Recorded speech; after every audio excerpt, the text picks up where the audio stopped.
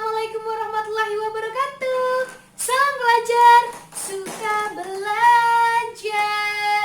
Halo sobat, kembali lagi bersama Kak Kundria di channel Mata Kundria.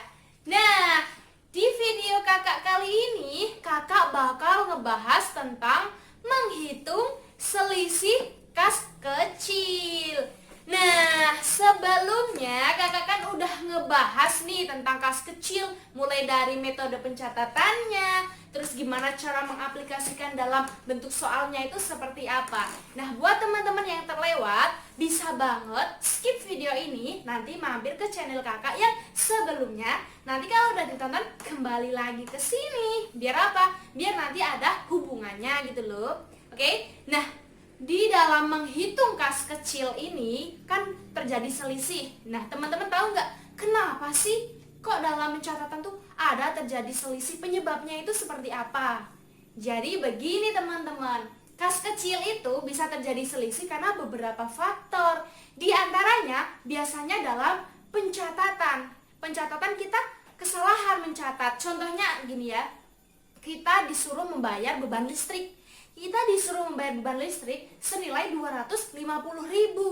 Tapi setelah kita udah bayar, kita menerima bukti transaksinya, kita catat di akun kas kecil itu senilai 220 juta. 220.000 gitu ya. Otomatis kan terjadi selisih nih. Dari 250 kok jadi 220.000. Nah, selisih ini yang menyebabkan terjadinya kesalahan. Nah, kesalahan ini perlu diadakan penjurnalan ulang atau disebut dengan jurnal penyesuaian atau juga bisa kita sebut dengan jurnal koreksi.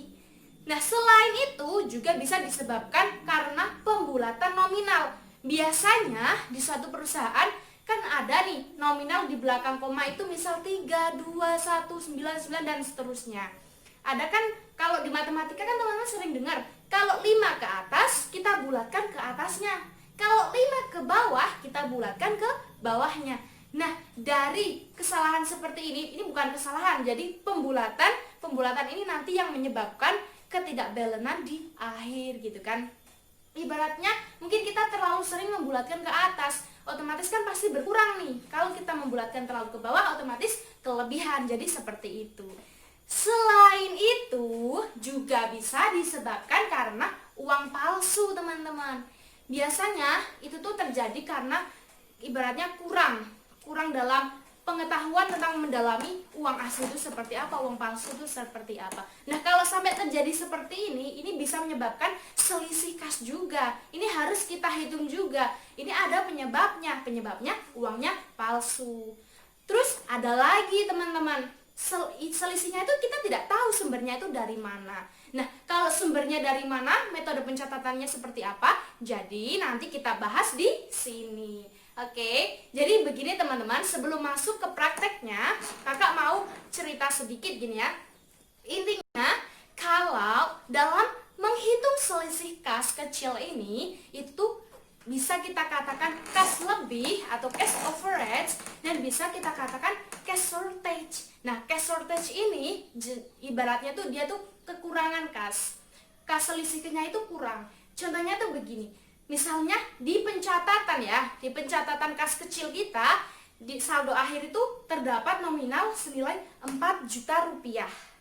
Kok delalah nih kita menghitung uang realnya, uang aslinya jumlahnya 5 juta. Otomatis di pencatatannya 4 juta, uang yang kita pegang 5 juta, ini kan otomatis selisih kasnya apa? Lebih. Kenapa kakak bilang lebih? Karena patokannya itu biar simpel tuh begini. Ibaratnya uang yang kita punya itu berapa, yang kita catat berapa. Kalau yang kita punya lebih besar dari yang kita catat, otomatis uang kita kan lebih. Kalau uang kitanya sedikit, di catatannya banyak, nah itu bisa kita katakan sebagai selisih kas kurang. Nah, dari ibaratnya kedua ini, nanti kita bisa tahu cara membuat jurnal koreksinya atau jurnal penyesuaiannya itu seperti apa. Jadi kita harus tahu dulu, ini terjadi itu karena selisih kas lebih, apa? Karena selisih kas kurang. Kalau kita udah ketemu seperti itu, baru deh kita bisa memulai pencatatan. Oke teman-teman, tenang aja, kakak udah nyiapin contoh soal ini satu, nanti kita buat dengan 2 ya, ibaratnya yang lebih sama kurang. Nanti tinggal kakak aplikasikan aja ya. Oke, kita langsung masuk aja. Sebentar kakak siapkan spidol, oke? Jeng. Nah, begini ya teman-teman. Di sini kakak garis bawah dulu. Kakak mau membahas yang tadi kakak sampaikan dulu. Kakak kan tadi bilang selisih kas lebih sama selisih kas kurang. Biar teman-teman ada gambaran, kakak tulis di sini ya. Kalau di sini kakak tulis selisih kas lebih. Ini istilahnya apa? Cash average. Kita tulis cash average. Nah, ini kas lebih. Kas lebih itu dikatakan seperti itu, berarti di catatan sama fisik. Nih. Nah, kas lebih kalau fisiknya itu lebih besar dari catatan, otomatis catatannya itu kurang dari fisik.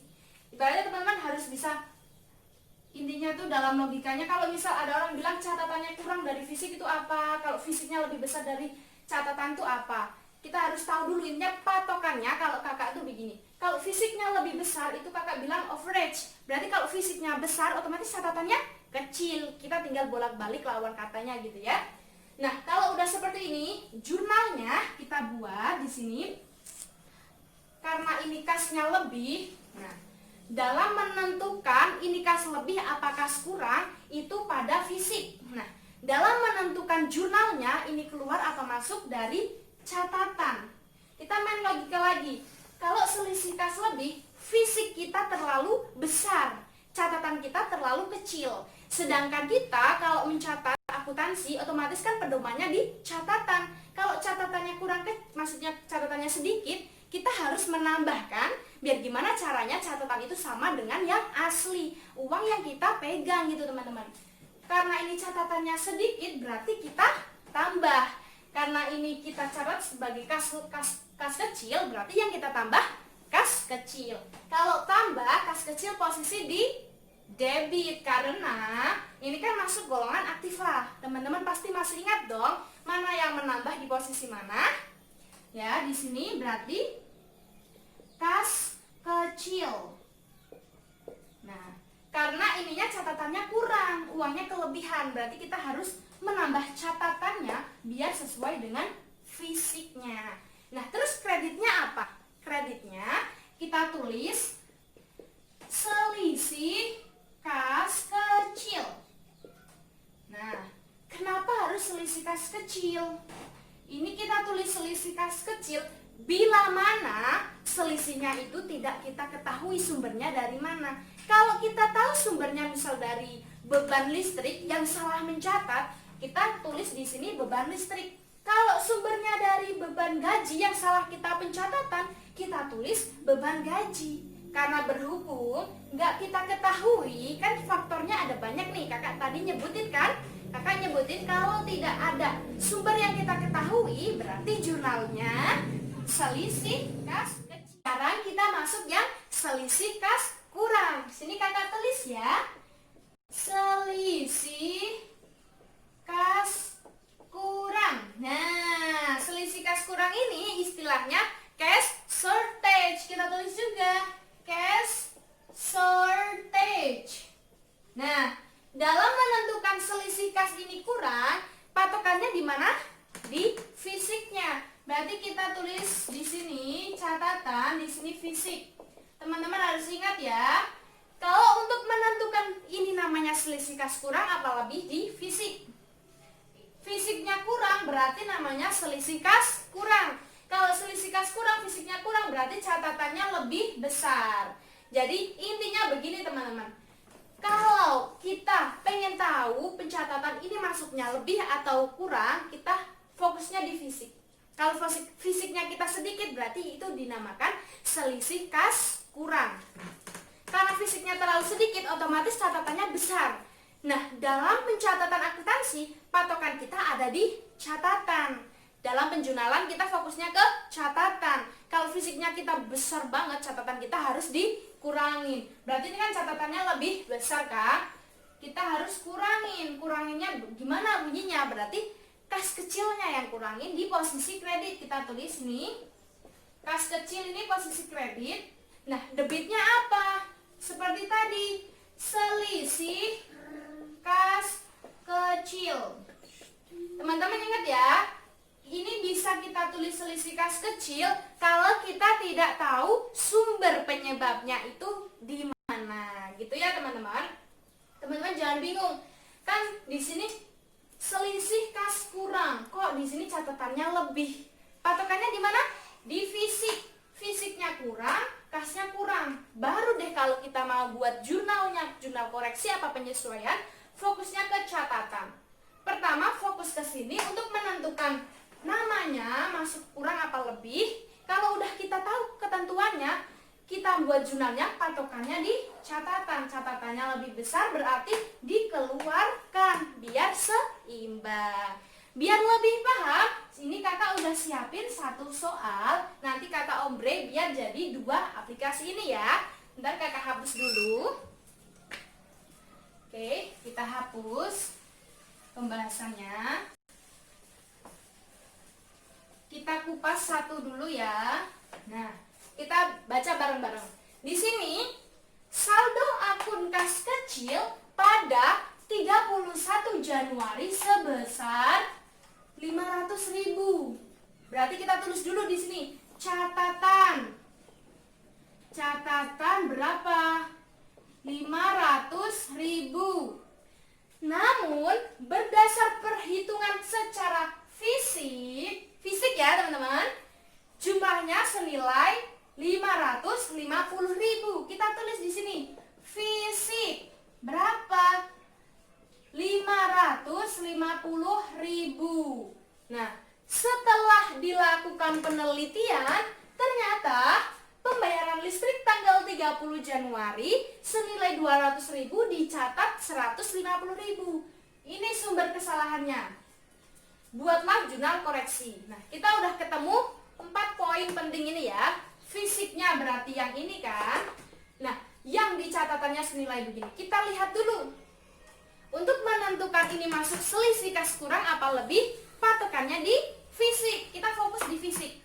Fisiknya 550.000, catatannya 500. Berarti fisiknya lebih besar. Fisiknya lebih besar berarti ini masuk golongan selisih kas kecil lebih. Selisih kas lebih, kecilnya nggak usah, biar lebih simpel.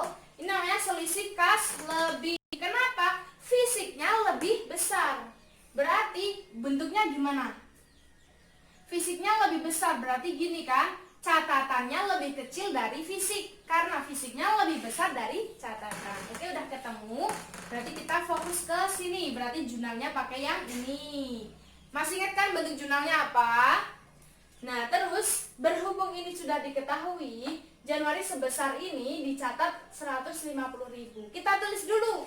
Berarti ini kan pembayaran listrik. Berarti di sini beban listrik. Ini oret-oretannya ya. Di sini beban listrik dari 200.000 kok dicatat 150.000. Berarti kurangnya berapa? 200 kurangi 150.000 berapa? 50.000. Nah, kita udah ketemu berapa uang yang harus kita catat. Nah, bunyi jurnalnya karena ini selisih kas lebih, catatannya berarti kan kurang. Catatannya kurang, kita tambahin. Posisinya di mana? Debit. Berarti di sini kas kecil berapa? 50.000 pada apa? Selisih kas kecil. Berhubung ini kita tahu sumbernya dari mana, beban listrik, kita tulis beban listrik. Beban listrik senilai berapa? 50.000. Nah, begini teman-teman pengaplikasian dari soal. Nah, ini ya untuk selisih kas lebih atau cash overage. Sekarang kakak hapus ya. Ini kakak ganti biar jadi selisih kas kurang. Berarti di sini kakak nominalnya kayak kakak balik ya. Di sini yang 550.000. Nah, di sini kakak tulis yang 500.000 gitu ya. Oke. Nah, setelah dilakukan penelitian, ternyata kita tidak tahu sumbernya dari mana. Nah, ternyata tidak ketahui sumbernya. Nah, ini kakak hapus penghitungannya ya, karena ini sifatnya oret-oretan. Kakak bagi dua gini ya, untuk selisih kas kurang. Kita bahas dulu, kita baca soalnya. Saldo akun kas kecil pada 31 Januari sebesar 550.000. Kita tulis catatan. Catatannya berapa? 550.000. Fisik. Namun berdasarkan perhitungan secara fisik jumlahnya 500.000. Berarti fisiknya di sini 500.000. Nah, kita harus tahu dulu ini masuk selisih kas kurang apa lebih. Fokusnya di fisik. Kita lihat fisiknya 500.000, catatannya 550.000. Fisiknya lebih kecil. Fisiknya lebih kecil berarti selisih kas kurang. Kita tulis dulu. Selisih kas kurang. Berarti kita udah tahu ini berarti nanti jumlahnya yang selisih kas kurang. Selisih kas kurang otomatis kan bentuknya begini. Catatannya lebih besar daripada fisik karena fisiknya kurang dari catatan. Bacanya gitu kan ya kalau di matematika. Ya, oke. Nah, kita akan terus kita baca lagi. Setelah dilakukan penelitian, ternyata tidak diketahui sumbernya. Karena tidak diketahui sumbernya, kita langsung kurangkan aja selisihnya berapa. 550 kurangi 500 berapa? 50.000. Kita tulis 50.000. Nah, ini yang kita catat nominalnya. Bunyi jurnalnya gimana? Berhubung ini catatannya lebih besar dari fisik, berarti kan catatan kita lebih besar, kita harus mengkurangkan. Kita harus mengurangi. Berarti yang dikurangi apa? Kas kecil. Di posisi apa? Kredit. Kita tulis dulu. Kas kecil. Bagian kredit berapa? 50.000. Nah, karena kita tidak tahu sumber kesalahannya di mana, kita tulis selisih kas kecil. Kita tulis ya. Selisih kas kecil berapa? 50.000. Oke teman-teman, jadi teman-teman bisa lihat perbedaannya pengaplikasian dalam bentuk selisih kas lebih sama selisih kas kurang. Intinya begini ya teman-teman, kakak tegasin sekali lagi. Kalau kita mau menentukan ini masuknya ke kas lebih apa kas kurang, fokusnya di fisiknya dulu. Kalau udah ketemu, kalau kita mau buat jurnal koreksi atau kita bisa sebut dengan jurnal penyesuaian kas kecil, fokusnya ke catatan gini. Biar teman-teman tahu dibolak-balik. Terkadang itu waktu kakak masih sekolah dulu pas masih SMK, kakak tuh bingungnya tuh kan dikatakan fisiknya kurang, catatannya lebih. Ini lebih kurang ini kakak kadang kebaliknya itu di penjurnalan. Nah, sekarang kakak udah paham. Intinya fokus kakak itu satu, di fisik.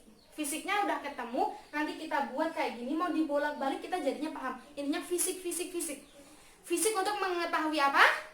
Selisih kas kurang apa? Lebih. Nah, catatannya untuk mengetahui bentuk jurnalnya.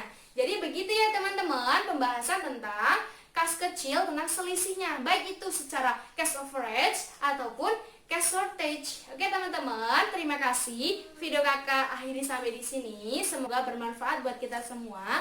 Dan buat teman-teman yang mungkin ada pertanyaan atau ada masukan, bisa banget teman-teman tinggalkan komentar. Dan nanti insya Allah kakak respon. Kalau misal ada request tentang soal juga nanti kakak bisa bikinin gitu ya.